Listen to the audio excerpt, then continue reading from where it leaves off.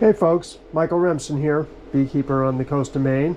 I'm here to finish up the video that I made a week or so ago about assembling wooden frames for a crimp wire foundation. So this is the frame we install. This is the one we assembled with the glue and nails, and of course the diagonal nail right there that goes into that kind of beefier part. And I tell you what, once they're glued and nailed and dry, that's the other part. The frame material itself really wants to be dry. So after this point that it's dry, we're going to put the eyelets in. I'll show how I do that. Not a big deal. Anybody with a variety of devices to put the eyelets in place. I just recommend that you put them in with enough force that one, they stay, and two, that they're not too proud off of the surface of the end bar. So there are a lot of little parts that go together in making a crimp wire frame, that's for sure.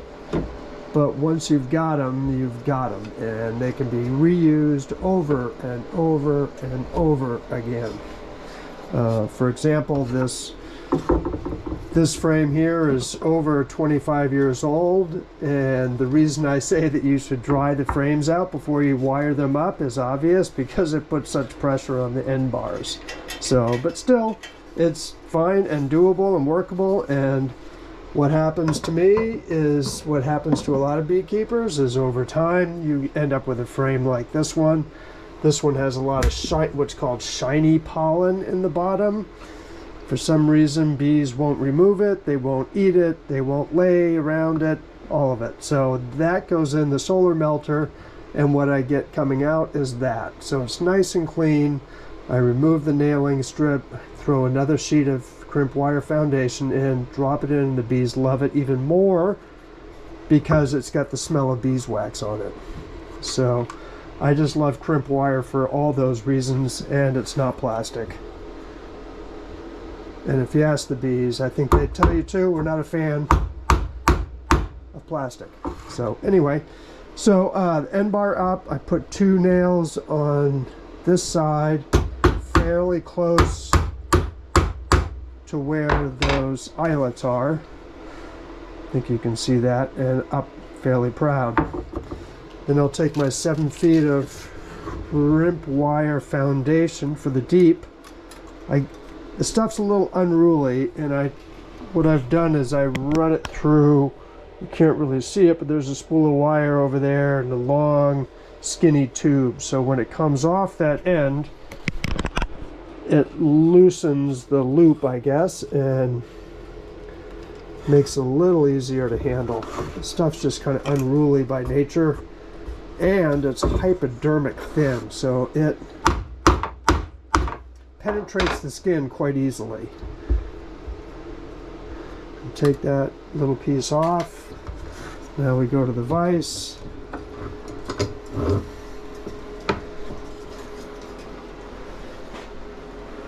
And begin the process of threading that through. And hopefully try not to put too many kinks in it. Or no kinks, pardon me. As soon as you kink it, it really weakens the wire. But you can see it's a little unruly, especially in the earlier stages. Like I said, it's very thin, so use caution.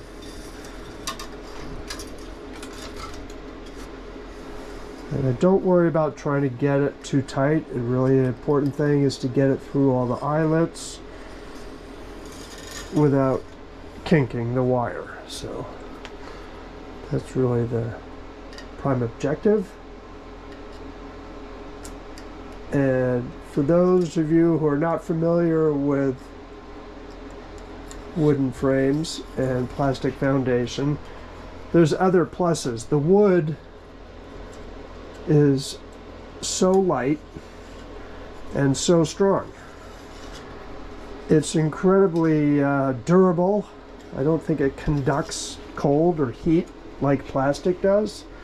And plastic frames, if you've ever used them, when they're full of honey, they're pretty wobbly and difficult to manage. And then you've got to uncap it, and that creates a problem too. But here I'm basically just taking the looser tensions by working my way down while I pull on this needle nose.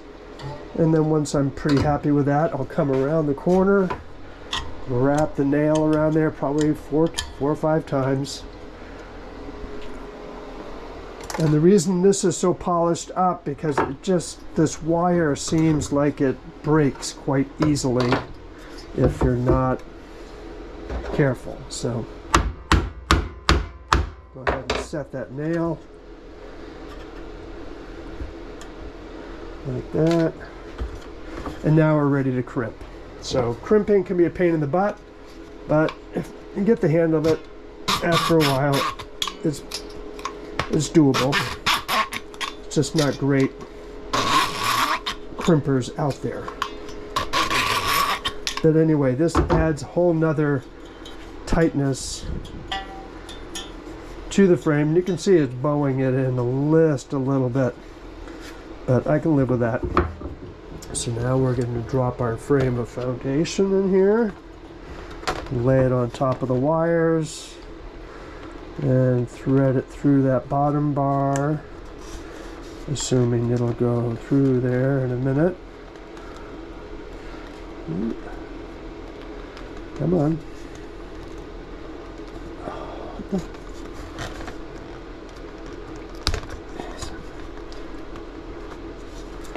There we go. Come on.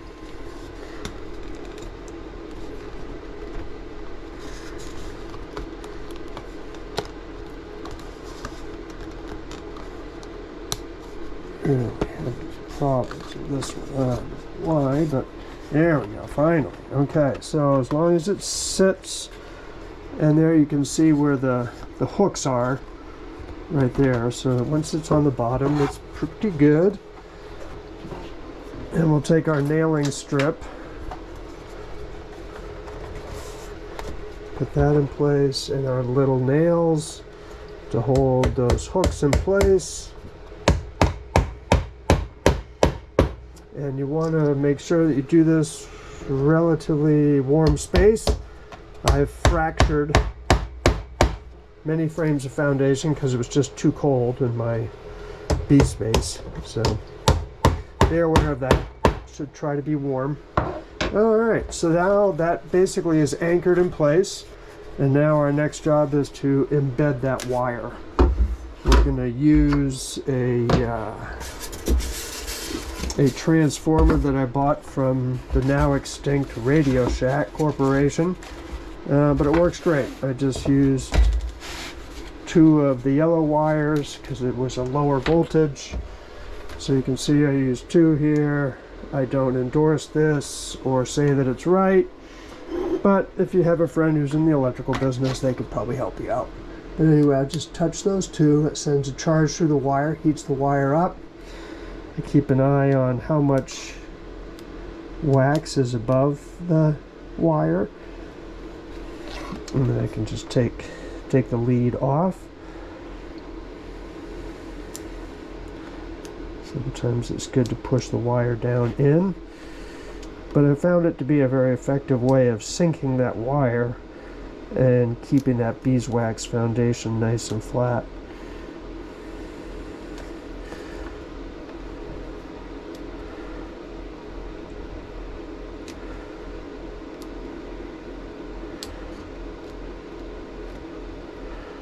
Doesn't take much, but just a little bit of heat. I'll set that in there nicely, and this is just a piece of steel for weight to hold it in place. So, and there we are. We have the finished frame that's ready to be dropped in and utilized for years to come. So again, thank you folks for watching. I hope this was of some help, and enjoy your beekeeping. Thank you.